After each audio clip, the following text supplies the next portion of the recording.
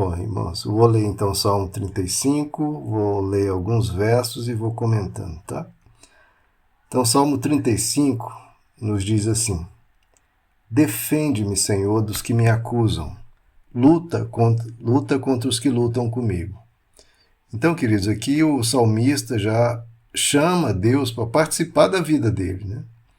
E é isso que muitas vezes a gente precisa fazer, né? Nos nossos embates, como ele está colocando aqui, no caso aqui muitas vezes era até embate literalmente mesmo, a gente tem que chamar Deus para dentro da nossa vida, para as nossas lutas, né? Porque muitas vezes a gente demora a fazer isso, né? Muitas vezes a gente corre, luta, tenta resolver o problema, só quando a coisa está muito complicada, a gente já muito desgastado, é aí que a gente resolve chamar Deus, né? E o ideal é o quão antes a gente coloca os céus a nosso favor, melhor, né? A gente clamar a Deus, Senhor, me ajuda. Senhor, luta comigo, né? Me dê forças. E isso é um segredo, né? Um segredo para a gente se desgastar menos, vencer antes as batalhas, ou às vezes nem ter que passar por elas, né? Porque às vezes Deus já até resolve por meios que a gente nem compreende, né? Aí no verso 2, toma os escudos, o grande e o pequeno, levanta-te e vem socorrer-me. Então, no verso 1, ele está pedindo para Deus lutar com ele, né? E aqui já é falando de escudos, né? E de socorro, está falando também de defesa, né? Então, não apenas Deus pode atacar, nos ajudar no ataque, nem lá e resolver, quanto Deus tem esse cuidado da proteção também, né? Não apenas nos ajudar a resolver problemas, quanto a nos proteger de outros problemas ou de coisas que possam vir, né? Então, a gente pedir para Deus ser o nosso escudo frente aos problemas que a gente enfrenta, frente às tentações.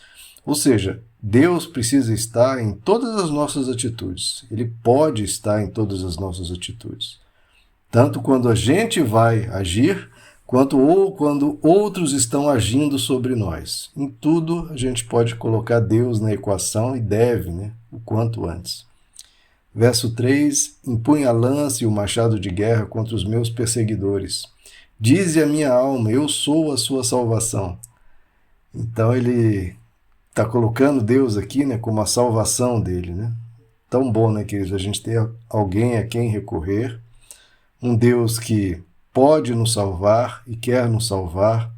Então, essa atitude de a própria alma, ele trabalhando isso com a alma dele, né? E querendo ouvir Deus dizer. Ouvir Deus dizer o quê? Eu sou a sua salvação. Verso 4. Sejam humilhados e desprezados os que procuram matar-me. Retrocedam envergonhados aqueles que tramam a minha ruína. Que eles sejam como a palha ao vento quando o anjo do Senhor os expulsar. Seja a vereda deles sombria e escorregadia, quando o anjo do Senhor os perseguir. Bom, queridos, a gente está entrando, eu estou lendo aqui com vocês desde o Salmo 1, né? A gente está entrando aqui no Salmo 35 e vai se intensificar à medida que a gente avançar. Intensifica, diminui, varia um pouco.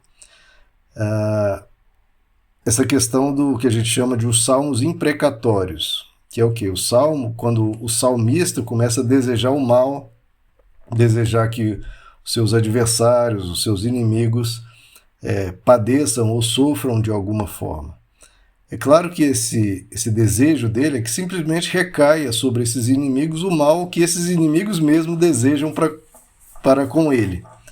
Não é tanto a perspectiva do Novo Testamento, tá? Então a gente tem que ter um certo cuidado aqui, porque Jesus fala para nós darmos a outra face, amar os nossos inimigos, porque a Bíblia é um relato da história humana, da história do relacionamento do ser humano com Deus. E não necessariamente está em um dado verso a perfeição que Deus desejaria para o ser humano, né? Isso você encontra plenamente em Jesus. Então esse cuidado é sempre importante a gente ter. Olhe para Jesus, que nele se expressa a expressão exata do ser de Deus, como diz o apóstolo Paulo. Agora, no mais, se expressa aqui desejos humanos, alguns coerentes com o caráter de Deus, outras vezes um pouco aquém, né? Como no caso aqui. Apesar dele estar colocando tudo isso diante de Deus, e Deus que vai fazer o que em sua sabedoria infinita lhe aprova, Deus deseja, né? Mas ele está abrindo o coração. E muitas vezes a gente é assim, irmãos. A gente enfrenta alguma pessoa muito difícil, muito ruim, e às vezes o nosso coração fica muito irritado, muito chateado. E se tem alguém com quem a gente pode expressar esses nossos sentimentos, mesmo os que não forem os mais nobres, que seja com Deus. Se você está extremamente irado, extremamente irritado com uma pessoa, melhor do que botar isso para fora sobre essa pessoa é falar com Deus. Deus, olha, eu estou aqui super irritado, eu quero mais que aquela pessoa exploda, mas eu coloco diante de ti, Senhor, e com isso Deus vai até pacificando o nosso coração e nos ajudando a lidar com esse sentimento mais agressivo, né? E vai nos acalmando e vai nos ajudando a colocar as coisas talvez sob uma perspectiva melhor, porque o Espírito Santo vem, irmão. O Espírito Santo, ele nos acalma, ele mostra muitas vezes que a gente que está errado, e de qualquer forma é sempre bom a agressividade humana ser colocada diante de Deus e não para fora, porque se colocar para fora atingindo o outro, aí é mais perigoso. Então, se a gente coloca diante de Deus, ele pode nos ajudar a lidar com esses sentimentos. Eu sempre tenho essa postura, sabe, irmão? Da gente não ter vergonha de Deus. Primeiro porque ele já sabe. Alguma tentação que você estiver passando, alguma irritação, algum ódio, alguma coisa que você tem com uma pessoa, não adianta fingir. Deus está vendo a expressão tão ruim quanto ali está dentro de você. Ele está vendo aquela podridão, aquela coisa violenta, aquela coisa ruim. Deus está vendo. Então não adianta a gente colocar diante de Deus e falar, magnânimo, excelso, altíssimo Senhor do Universo, quando muitas vezes não é aquilo que a pessoa está vivenciando. A gente tem que falar assim, olha, estou aqui com ódio, estou detestando, estou para falar umas poucas e boas, e esperar que em Deus, com essa conversa e com essa intimidade, que você chega ao seu Pai e conversa com Ele, você pode ir se acalmando. O Espírito Santo vai, como diz a Bíblia, que essa é a missão dele, né? Nos convencer do pecado, da justiça e do juízo. Ele vai trabalhando isso em nós e vai nos ajudando a encontrar um rumo, encontrar um caminho melhor, né? Então, é isso. Então, Salmos imprecatórios é muito isso, uma expressão humana de um sentimento humano que é colocado diante de Deus, e um Deus que não vai agir exatamente como aquela pessoa está pedindo e vai ajudar a pessoa a lidar com esses sentimentos que muitas vezes não são os melhores, né?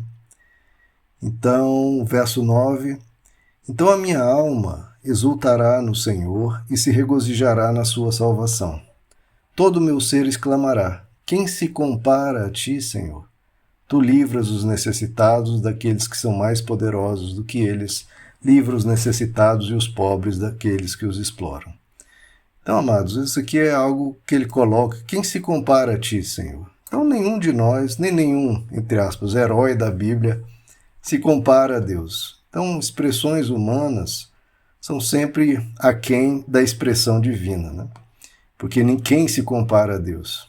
Então, nosso Deus é tão, mas tão, tão perfeito que a gente não imagina e nem tem como imaginar. Se Jesus diz que nenhum olho viu, nenhum ouvido ouviu, nem nenhum coração imaginou que está reservado para nós em relação à nossa morada eterna, isso é só a morada.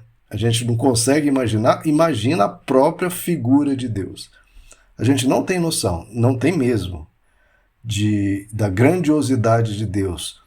Não apenas em termos de poder, né? Mas muito mais em termos do caráter, da bondade dele, que supera tudo que a gente pode imaginar. A gente está diante de um ser realmente além da nossa imaginação. Nosso Deus é maravilhoso. Verso 11, testemunhas maldosas enfrentam-me e questionam-me sobre coisas de que nada sei. Eles retribuem o bem com o mal e procuram tirar minha vida. Então, irmãos, isso aqui é a realidade, né? A Bíblia mostra a realidade do mundo. Não adianta se enganar. Você pode ser a melhor pessoa. Se eu fizer tudo certinho, todo mundo vai gostar de mim? Não.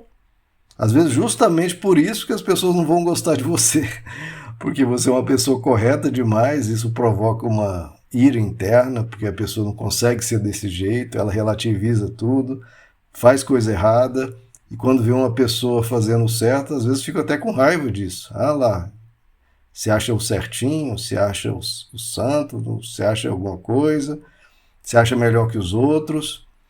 Então, muitas vezes você fazendo o bem vão te retribuir o mal. A Bíblia mostra a vida como ela é. E a gente precisa, ao ler a Bíblia, a gente fica sabendo disso e a gente precisa ficar ciente disso. Nem adianta revoltar, ah, Deus, mas por quê? Por que o Senhor permitiu? Aqui estamos lendo aqui, acontece. Vai acontecer comigo, com você, com todo mundo. Muita gente vai retribuir o bem com o mal. E você vai parar de fazer o bem?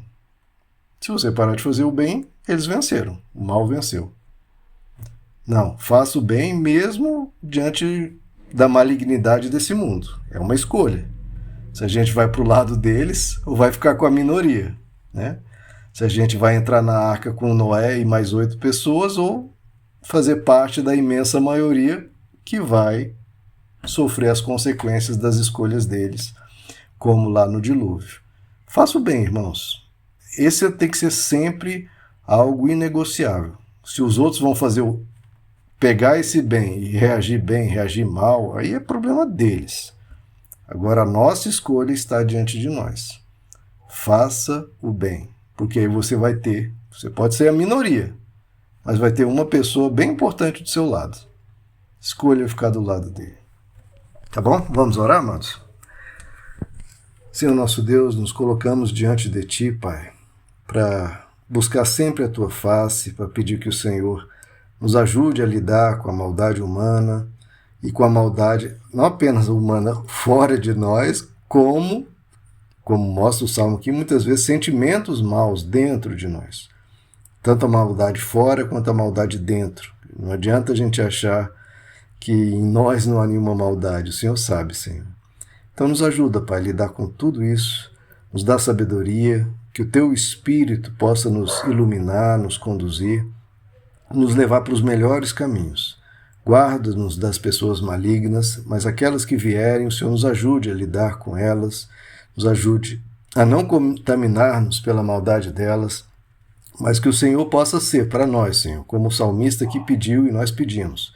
Que o Senhor seja a nossa arma, tanto de ataque quanto de defesa, seja escudo para nós, lute conosco, Pai, nos socorra, fique ao nosso lado e nos ajude a vencer os embates dessa vida. Pedimos tudo isso para todos os nossos irmãos, toda a nossa família, toda a nossa igreja e Te louvamos porque o Senhor se faz presente.